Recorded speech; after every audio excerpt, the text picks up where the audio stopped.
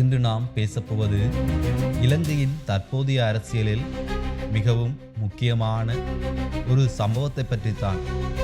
அதாவது ராயபக்ஷ குடும்பத்தினர் மீது தொடர்ந்து நடைபெறும் ஊழல் வழக்குகள் பற்றித்தான் இன்று எனது பார்வை நிகழ்ச்சியில் விரிவாகவும் ஆழமாகவும் பார்க்க இருக்கின்றோம். இந்த தலைப்பு ஏன் இவ்வளவு முக்கியமானது? ஏனென்றால் ராயபக்ஷ குடும்பம் கடந்த 2 தசாப்தங்களுக்கு மேலாக இலங்கையின் அரசியலின் மையப்புள்ளியாக இருந்த ஒரே ஒரு குடும்பம். மஹிந்த ராயபக்ஷ, கோட்டாபாய ராயபக்ஷ ஆகியோர் இலங்கையின் அதிபர்களாகவும், பசில் ராயபக்ஷ நிதி அமைச்சராகவும், நாமல் ராயபக்ஷ, சமல் ராயபக்ஷ அவர்களின் மகன்கள், உறவினர்கள் என ஒரு பெரிய அரசியல் வம்சமே இலங்கையின் அதிகார கட்டமைப்பை கட்டுப்படுத்தி கொண்டிருந்தது எனலாம். ஆனால் 2022ஆம் ஆண்டின் பொருளாதார நெருக்கடியும் அதனைத் தொடர்ந்த கோட்டாகோகம எனப்படுகின்ற அரகலிய மக்கள் எழுச்சியும் இந்த குடும்பத்தின் அதிகாரத்தை சிதைக்க வழி வகுத்தன என்றாலும் ஆச்சரியமில்லை. கோட்டாபாய ராயபக்ஷ நாட்டை விட்டு தப்பிச் சென்று பதவி விலகினதும், அதன் பின்னர் 2024ஆம் ஆண்டு செப்டம்பர் மாதம் நடந்த தேர்தலில் அனுரகுமார திசாநாயக்கா தலைமையிலான தேசிய மக்கள் சக்தி, அதாவது NPP கூட்டணி பெரும் வெற்றி பெற்று ஆட்சிக்கு வந்ததும் ராயபக்ஷ என்ற குடும்ப ஆட்சிக்கு முழுதாகவும் முற்றுப்புள்ளி வைத்தது எனலாம். தேசிய மக்கள் கட்சி தேர்தலில் பிரச்சாரத்தில் ஊழலுக்கு எதிரான கோட்பாட்டை தனது மைய கொள்கையாக முன்வைத்து தேர்தல் வாக்குறுதியை பறைசாற்றிக் கொண்டது. அந்த வாக்குறுதியின் ஒரு பகுதியாகத்தான் இன்று நாம் பார்க்கும் ராயபக்ஷ குடும்பத்தினர் மீதான வழக்குகள் தொடர்ந்து முன்னெடுக்கப்பட்டு வருகின்றன. ராயபக்ஷ குடும்பத்தினர் மீதான ஊழல் குற்றச்சாட்டுக்களை நாம் புரிந்து கொள்ள வேண்டுமென்றால் நாம் சற்று பின்னோக்கி பார்க்க வேண்டியது முக்கியமானது. மஹிந்த ராயபக்ஷ 2005ஆம் ஆண்டு அதிபராக தேர்ந்தெடுக்கப்பட்ட பின் 26 ஆண்டுகளுக்கு மேலான உள்நாட்டுப் போரை 2009ஆம் ஆண்டு மே மாதம் 18ஆம் தேதி ஒரு சில நாட்டின் உதவியோடும் ஒரு சில தமிழ் தலைவர்களின் துரோகத்தாலும் போரை முடிவுக்கு கொண்டு வந்ததன் மூலம் மஹிந்த ராயபக்ஷ பெரும் தேசிய வீரராக சிங்கள மக்களால் கொண்டாடப்பட்டார். இந்த வெற்றியின் அடிப்படையில் ராயபக்ஷ குடும்பம் இலங்கையின் அரசியலில் பெரும் வம்சமாக தன்னை நிலைநிறுத்திக் கொண்டது. அவரின் சகோதரர்களான கோட்டாபாய பாதுகாப்பு செயலாளராகவும், பசில் ராயபக்ஷ பொருளாதார அமைச்சராகவும், சமல் ராயபக்ஷ சபாநாயகராகவும் முக்கிய பதவிகளில் அமரத் தொடங்கிய போது ஒரு குடும்ப ஆட்சி என்று பலராலும் விமர்சிக்கப்பட்டது. 2019ஆம் ஆண்டு கோட்டாபாய ராயபக்ஷ அதிபராக தேர்ந்தெடுக்கப்பட்ட பின் மஹிந்த ராயபக்ஷ பிரதமராக நியமிக்கப்பட்டார். பசில் ராயபக்ஷ நிதியமைச்சராக ஆனார். இந்த காலகட்டத்தில் தான் இலங்கையின் பொருளாதாரம் மிகவும் வேகமாக சீர்குலைய தொடங்கியது.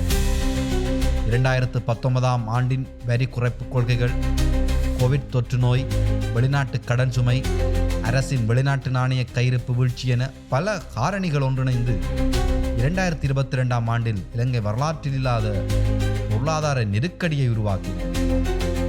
எரிபொருள், மருந்து, உணவுப் பொருட்கள் தட்டுப்பாடு ஏற்பட்டு மக்கள் தங்கள் வீட்டு சமையல் எரிவாயு கூட பெற முடியாமல் தினமும் பல மணி நேரம் நீண்ட வரிசையில் காத்திருக்க வேண்டிய கட்டாயம் ஏற்பட்டது.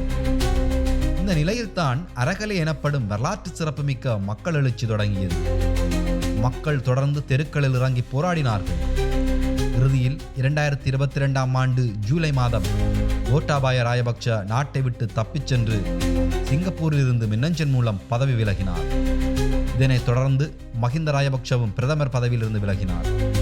இதனைத் தொடர்ந்து தேசிய பட்டியல் ஆசனத்தின் மூலம் பாராளுமன்றம் வந்த ரணில் விக்ரமசிங்கே தனது தந்திரோபாயத்தால் பாராளுமன்ற உறுப்பினர்களின் ஆதரவோடு தற்காலிக அதிபராக தேர்ந்தெடுக்கப்பட்டார்.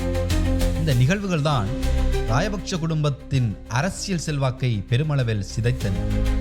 அதே நேரத்தில் இவர்கள் ஆட்சியில் இருந்தபோது செய்த நிதி தவறுகள் மற்றும் ஊழல் குற்றச்சாட்டுகள் பற்றிய விசாரணைகளுக்கும் வழி வகுத்தன எனலாம். 2023ஆம் ஆண்டு நவம்பர் மாதம் இலங்கையின் உச்ச நீதிமன்றம் ஒரு வரலாற்று முக்கியத்துவம் வாய்ந்த தீர்ப்பை வழங்கியது. வெளிப்படைத்தன்மை, சர்வதேச அமைப்பு மற்றும் பல சமூக ஆர்வலர்கள் தாக்கல் செய்த மனுவின் அடிப்படையில் 5 நீதிபதிகள் கொண்ட அமர்வு ஒரு குறிப்பிடத்தக்க தீர்ப்பை வழங்கியது. இந்த தீர்ப்பில் முன்னாள் அதிபர்களான கோட்டாபாய ராஜபக்ஷ மற்றும் மஹிந்த ராஜபக்ஷ, முன்னாள் நிதி அமைச்சர் பசில் ராஜபக்ஷ ஆகியோர் உட்பட பல முக்கிய அதிகாரிகள் 2022ஆம் ஆண்டின் பொருளாதார நெருக்கடிக்கு பொறுப்பானவர்கள் என உச்ச நீதிமன்றம் தீர்ப்பளித்தது.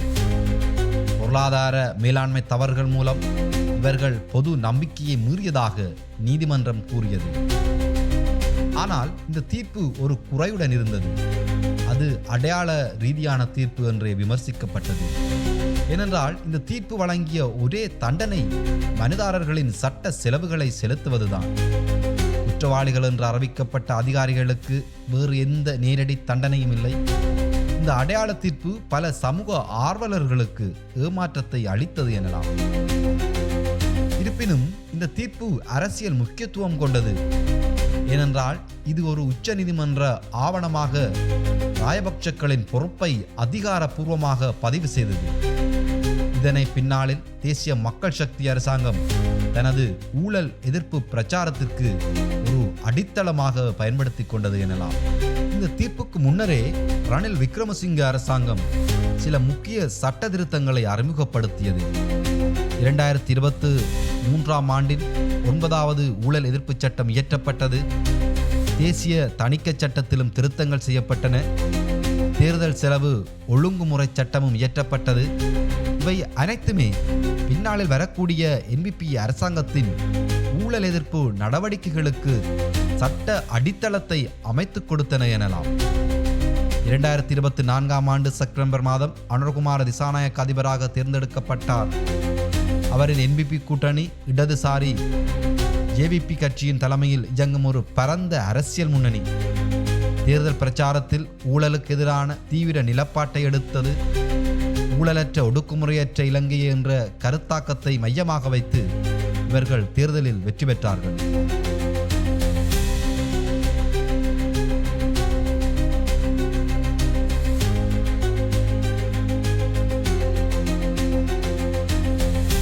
ஆட்சிக்கு வந்த NPP அரசாங்கம் 2025ஆம் ஆண்டில் ஒரு திட்டமிட்ட ஊழல் எதிர்ப்பு நிகழ்ச்சி திட்டத்தை முன்னெடுத்தது. இதில் கட்டமைப்பு சீர்திருத்தங்கள், செலவு குறைப்பு, டிஜிட்டல் மயமாக்கல் ஆகியவை மையமாக இருந்தன.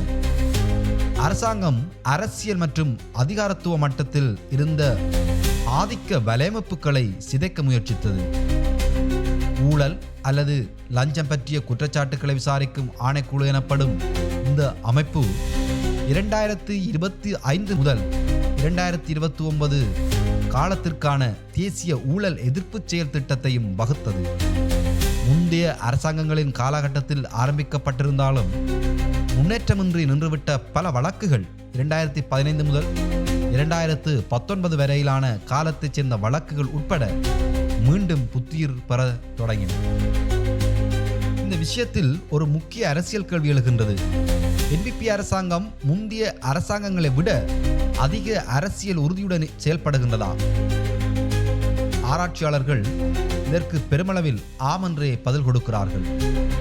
ஆனால் அதே நேரத்தில் போதிய வளங்கள் இல்லாத நிறுவனங்கள் மற்றும் சட்ட அமலாக்க இடைவெளிகள் இன்னும் ஆழமான ஆட்சி சீர்திருத்தங்களுக்கு தடையாக இருப்பதாகவும் அவர்கள் சுட்டிக்காட்டுகின்றனர். இப்போது நாம் இந்த ஊழல் எதிர்ப்பு பிரச்சாரத்தின் மிக முக்கியமான ஒரு வழக்கை ஆழமாக பார்க்கலாம். சசீந்திர ராஜபக்ஷவின் வழக்கு.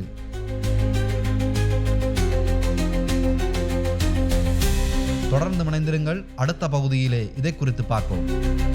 மீண்டும் மற்றொரு காணொளியின் வழியாக மீண்டும் இதன் தொடர்ச்சி பகுதி 2 சந்திக்கும் வரை நன்றி, வணக்கம்.